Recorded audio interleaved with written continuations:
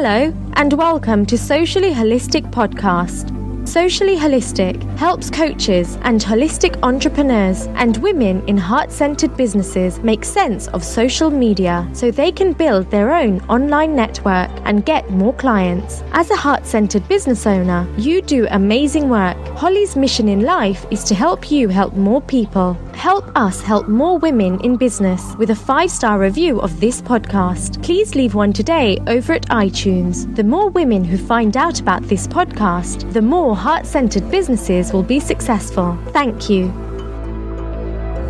Hello and welcome to Socially Holistic Podcast, episode 16. This is your host, Holly Wharton, and I'm here with today's special guest, Shamia Casiano, who is the single woman's fairy godmother. Welcome, Shamia. Hi, Holly. Thank you so much for having me.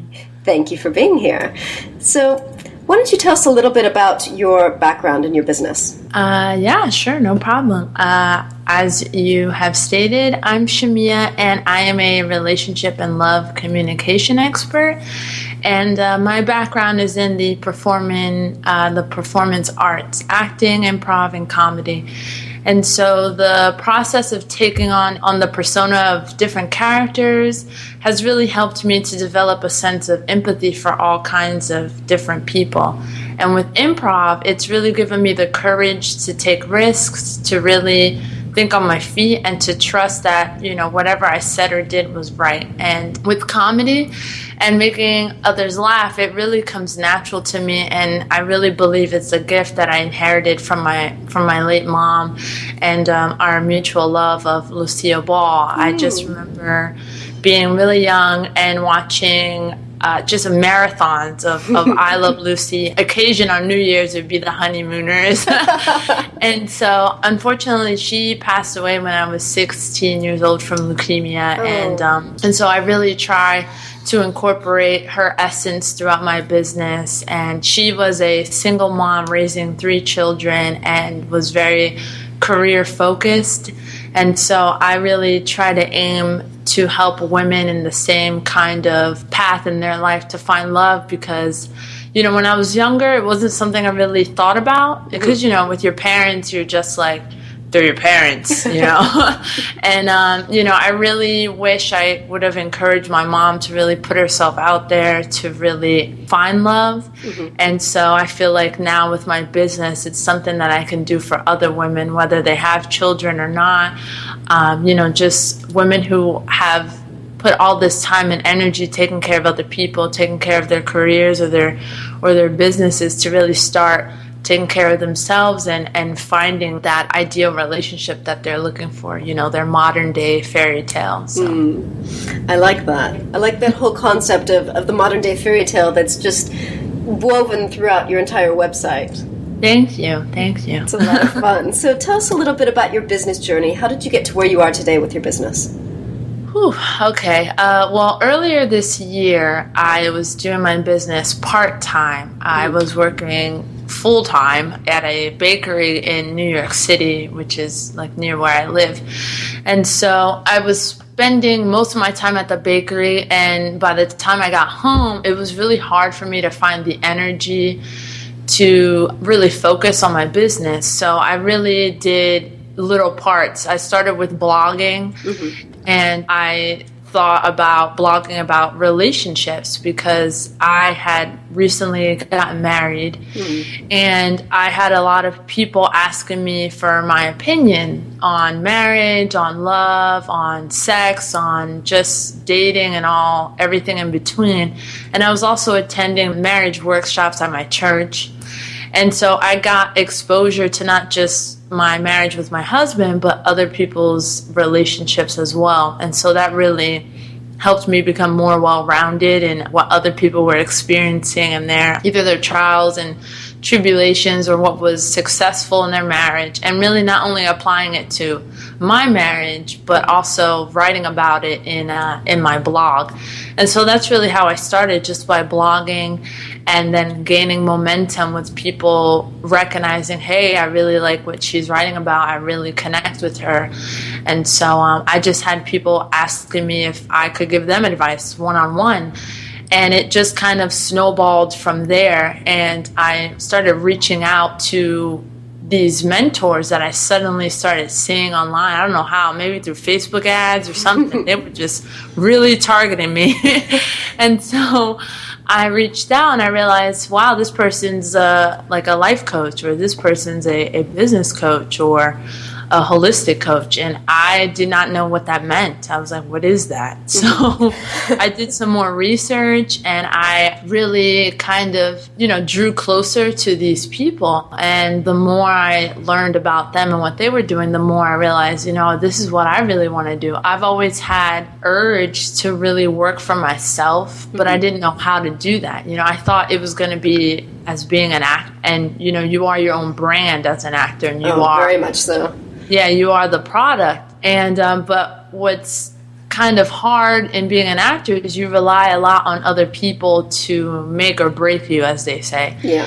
And so I was like, if I could just incorporate acting and my love of comedy and improv with this whole new life of relationships and things like that, I would definitely love to do that. And so the more I reached out to these different people, even though I'm not a business coach or holistic or anything like that, the principles of how they were running their business, I realized I could apply to my own and do my own. And a lot of my mentors don't have like clear-cut qualifications. Like a lot of them don't have degrees, right, or some of them even dropped out of college. And to me, that was really inspiring. Like, if this person is changing the lives of so many women just by, delivering their message and putting themselves out there, I just wonder what I could do. And so that was just so uplifting. And that's really what got me started in this whole business. And now I quit my job about 3 months ago to really go full time. And so I've only done this for about 3 months, and I've had so much momentum and exposure. It's just been completely such a blessing, and just feels like everything's happening at once, but I'm having a great time at the same time. That's fantastic. I love hearing that. And I think it's really, really interesting what you said about acting and improv and comedy, and how you are the product in that kind of industry. A lot of things that I hear from women in business, especially women in heart-centered businesses like coaches and holistic entrepreneurs, one of the things that they find so challenging about setting up their business is that they have to put themselves out there in such a big public way, and it terrifies them, and that's one of the big blocks that holds them back in business. How do you think that your acting and improv and comedy background has helped you in that aspect? Oh, man. I mean, with acting and improv and comedy, there's a saying in theater where it says theater is a place to do is a safe place to do the unsafe things that need to be done. And so in acting and stuff, you really have to learn to create a safe environment for yourself, to allow yourself to be vulnerable and to play these characters, and to really bring your own personal experience so it feels more well-rounded, and to really create that for everyone else in the room, And with that in mind, with my business, I learned that if I show other people that I am creating this space to be vulnerable, to be myself, then I am essentially giving permission to other women to do the same thing. And so that whole mentality has just been something that's been instilled in me, that I have to lead by example. And so that if I want to have a safe place to be, then I have to create it within myself first, and then do it for others in the same way. So that's really how I think about it, and just how I go about doing it. I think that's really, really powerful, and I think that's amazing how you've really taken advantage of that background and woven it into what you're doing today with your coaching. Thank you.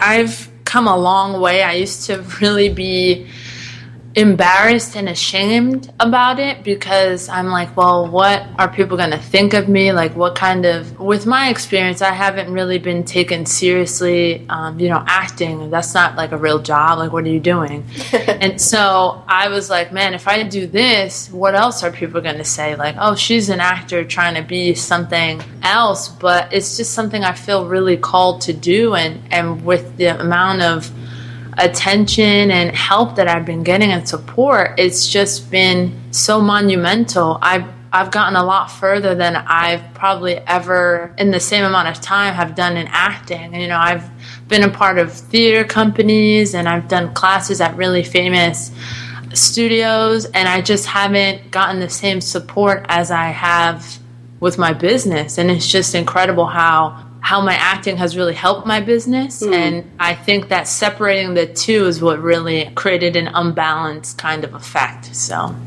I think that's really interesting how business kind of nudges us to pull together all of our background and all of our experience and kind of blend it into what it is that we decide to do for a living with our business as entrepreneurs. I agree. Absolutely agree. Yeah.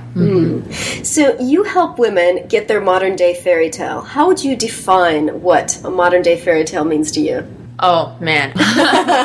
It's really about, because we have this notion of a fairy tale because of how Hollywood or even like Disney movies where the girl, you know, she's going through a hard life and then she meets her prince and then her life is 10 times better and then they live happily ever after. It's all so easy, isn't it? Yeah, right? But the way I view modern day fairy tale is the girl, she is an amazing girl already. And yeah, maybe she's gone through some stuff, but she's pulling through and really making a name for herself in her career. So she has this kick-ass career, and now she really just wants someone to share it with. But she doesn't just want anyone. She wants like the kick-ass guy to go with her kick-ass career. And so it's really about me helping women go beyond happily ever after to let them know, yeah, you can get this amazing guy, but also I'm going to help you learn how to keep him at the same time so that you can continue telling your story and allowing love to really be transformational in your life. So that's really my take on the modern day fairy tale. I like that. And on your website, you talk about the transformational power of love. How do you think that love helps transform us in life? I really think that love, to me, it does not discriminate, and there's really no price for admission other than really loving yourself first. And so I believe that when you start, the foundation is really starting with loving yourself. And so once you learn how to do that, it's really a matter of showing that for someone else. Because if you don't have any, how would you say, like arsenal in your armory, then there's really no way that you can go about loving someone else to the same extent. And I love to use like my marriage with my husband, like loving him and him loving me unconditionally has really changed the way I value other people and how I honor them. And really being more patient with them and really meeting people halfway, because I really believe that how you do one thing is how you do everything. So I can't, go all day treating people like crap and then come home and treat my husband like the best person on earth. Like it doesn't really work that way. And so everything is like woven and tied with each other. And so I do it the reverse way. If I'm going to treat my husband with the same value as I want him to treat me, then I'm going to go out and really feel the same way. Not obviously romantically, that's not what I'm trying to say. Yeah. But with the same type of energy. Yeah, the same kind of energy behind it, with patience, with kindness, and really honoring that people, they have their own story and I should value them because, if that's what I want, I need to provide it first. So that's really how I feel love really transforms people from the inside out. Yeah, I find that loving yourself first is very, very challenging for so many people. Do you find that that's a big block that people have? Yeah, definitely. It all really comes down to your self-worth and what you believe you deserve, and your, I've heard it stated by coaches, their ecology, like your belief system and what you've been, quote unquote, programmed to think or feel. And that's really how you live your life. And so if we can just change the ecology, like what if it was true that you deserve to be loved? How would you act differently? Like what would you do differently if that was your truth? And so that's really hard for people to do because they've been so accustomed to believing a different truth, a very negative truth, and a very sad outlook on their self-worth. And it's really about changing that and living as though the opposite is true for you. That makes sense. Now, one of the things that you mentioned on your website is you help people work through relationship blocks. Mm-hmm. What are some of the most common relationship blocks that you see people coming to you with? Oof. I mean, a lot of it has to do with past relationships and not being able to start fresh with this new person. You know, a lot of people come with I don't want to say baggage, but a lot of stuff. That's the technical word. Yeah, a lot of stuff. And a lot of the women treat their new person with the same kind of goggles that they came with from the other relationship. And so a huge block is just believing that the past doesn't define the future and that you can learn from it, but it doesn't have to be your overall map and guideline. And a lot of women I've worked with have been cheated on or left out of nowhere, and you know, they're hurting, and so they really have a hard time. Another block is opening up and trusting because of it all has to do with past relationships and what they've done, and not even that, maybe family issues. You know, like I said before, how you do one thing is how you do everything. So a lot of these women are taking the same kind of actions that they were taking before and applying it to a new relationship and wondering why it's not working, when you really have to adjust it and really give this new person the benefit of the doubt if you really want to be more successful than you were in your last relationship. Instead of focusing on what you did wrong, it's really about figuring out what you feel you've done right and really going with that instead of bringing the negative into the next relationship. Right, and working based from that fear of, I don't want to do that thing again that I did. Yeah, exactly. So you've got some kind of sassy sounding packages of how you work with your clients. You've got a Cinderella story. You've got steak sandwich with extra sauce. You've got sea legs. Can you tell us a little bit about how you work with your clients? Well, the titles are really play with like the fairy tales, and also play on the whole steak sandwich with extra sauce is really a play on like what men love. And it's really, I really try to think about the core of what my clients will get from working with me and the experience. And so, for example, with a Cinderella story, it's a VIP day. And really, if you think about Cinderella and her exposure to her fairy godmother, it completely changed her life. And, her fairy godmother gave her the exact tools she needed to go out there, meet her prince. And, obviously she had like a time limit with the midnight fiasco. But, if it wasn't for all that, she wouldn't have put herself out there, and she wouldn't have had the confidence to really go after and seek out the prince. And so the same kind of fundamental themes of these fairy tales is what I try to incorporate in my packages. So that's really the way I think about it when I try to name my things. Like, what does this relate to, or how can I really, I want to use Cinderella. Well, how can I use Cinderella in a way that would be helpful and really productive and practical, really, for my clients to really achieve the results that they want to achieve. And it looks like you've got something new coming up called The Crazy Little Thing Called Love.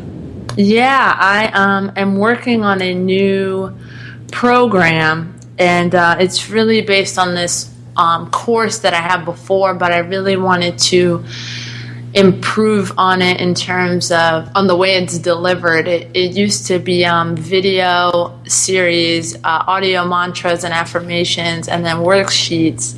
And so I'm really trying to figure out a new way to deliver that material, and it's really on how to become a better person in a relationship, and really learning how to put yourself first, but also knowing that the other person also has to take priority in the relationship as well.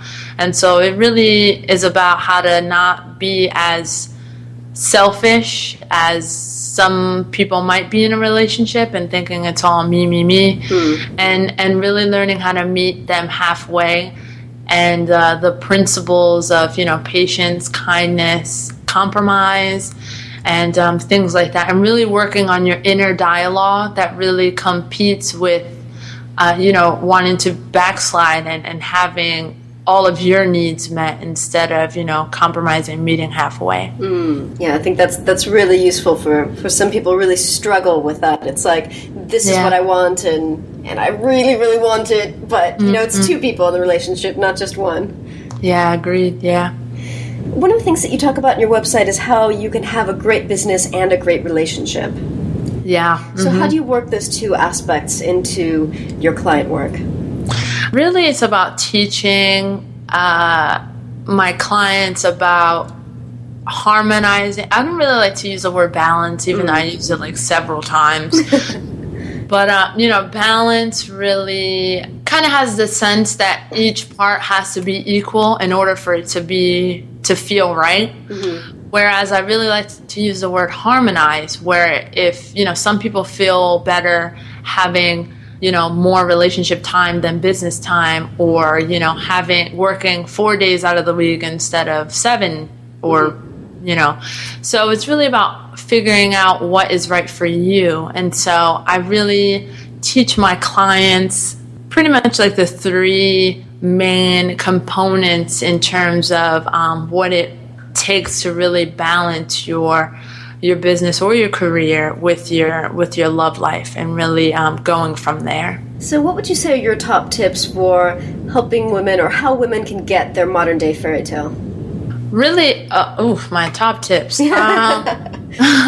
It's really, I would say, it's really about striking harmony. And in order to do that, I feel like the 3 things you would need are to really prioritize both of them, and really, because you don't want it to, let me backtrack. I get so passionate, I just stumble over myself. That's perfectly fine. Yeah, it's really about prioritizing, and it doesn't necessarily mean sacrificing one or the other, because I'm really about having it all, and just like being able to realize that you can have a really successful career and still be ridiculously in love and have a really healthy relationship. And so prioritizing doesn't mean sacrifice. It really just means adjusting. And with adjusting, it's all about learning how to communicate. So if you need to spend, more time at the office, then you really need to communicate to your partner that it's not a sign of you not wanting to be with them. It's really that your time really needs to be more invested in your work because of a project or, team building kind of thing going on, collaboration. And likewise, if you take a personal day at work, it's not that you don't care about your job. It's just that you want to carve out time to, work on your relationship or be with your partner, or spend some time, detuning from work.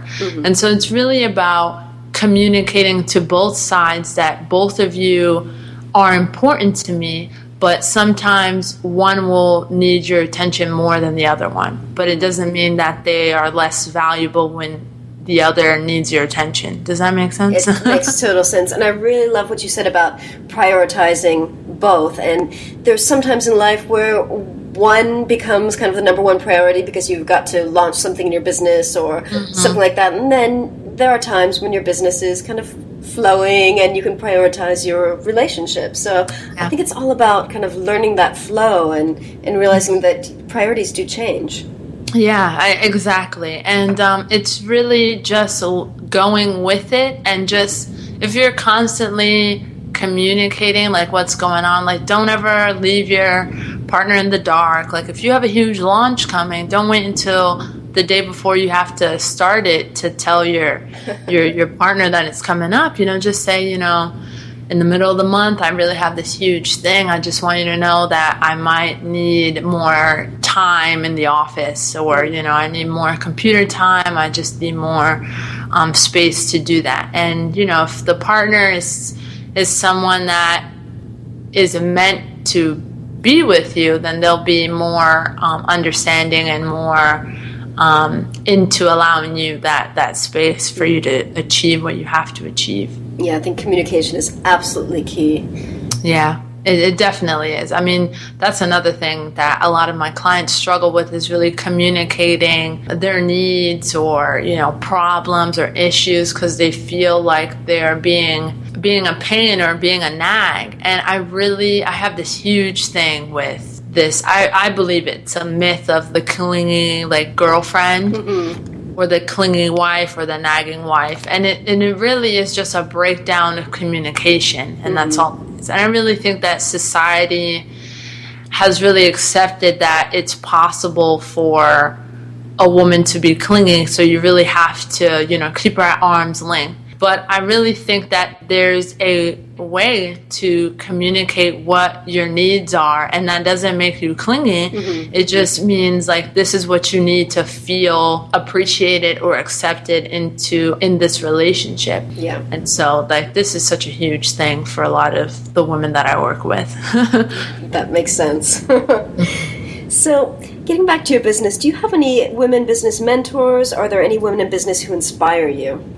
Oh, man. In the last 3 months, I've had the pleasure of working and being mentored by so many wonderful women. Right off the top of my head, I would say Leonie, Dawson. Yes. As you know, that's how we met. Part of the Academy of the Amazing Academy of Life and Biz. But she, even before I joined, she was just someone I really admired and looked up to, because I just feel like she's just this free bird who's just flying around in Australia with her little mermaid child and the love of her life in the rainforest. And I'm like, oh my God, I don't want to live in a rainforest, but I just love the idea, she's created this life for her that's so, quote unquote unconventional, and she's doing it, and that really drew me to her, to really want to know more, really have her take me under her wing and stuff. And the academy she's created has just been phenomenal. I've learned so much, and I've met so many women, and they've given me so many amazing opportunities that it's just completely worth, being around someone who's just the complete opposite of you, but not at the same time, if that makes sense. It's like she's created her own authentic paradise that's very, very uniquely hers, and it's just flowing beautifully for her. Yeah, I agree. And another mentor I would say is Marie Forleo. She's really what got me thinking about the possibility of owning my own business. I met her through her YouTube channel, and I binged on her videos for 2 hours, and I couldn't believe that this person existed. And she was just, she's classy and funny, and just, I feel like a lot of business and entrepreneurial women get sucked into the whole having to act professional type of thing. And that was something I felt I had to do. And so, the beginnings of my blogs were very, straightforward.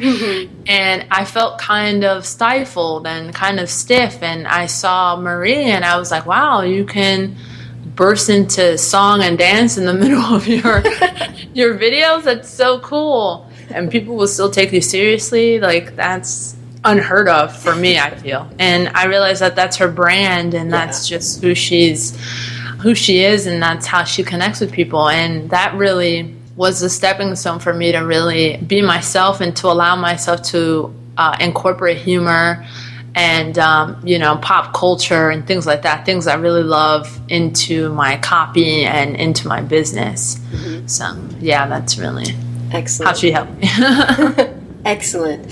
So is there anything else that you'd like to share with us before we close up? Man, just that it all starts with, if you make the decision that you want to do something, then I just suggest going full steam, really go for it. If you want to have your own business, to create this irresistible lifestyle, then it really, it's little by little. You don't have to immediately start making 5 figures, 6 figures. It's really just deciding that this is what you want, and then, taking the first step. And that's really my advice for women out there, because I never thought it would be possible to have all these opportunities. I'm just a girl from like the hood and from a single mom, and it all starts with the first step, just saying yes to yourself, which is like what my whole acting career has been about, just allowing yourself to say yes and just seeing what happens, and that there is no failure, there is no wrong, it's just a lesson. And that's really what I would advise women who want to do business on their own and be unconventional.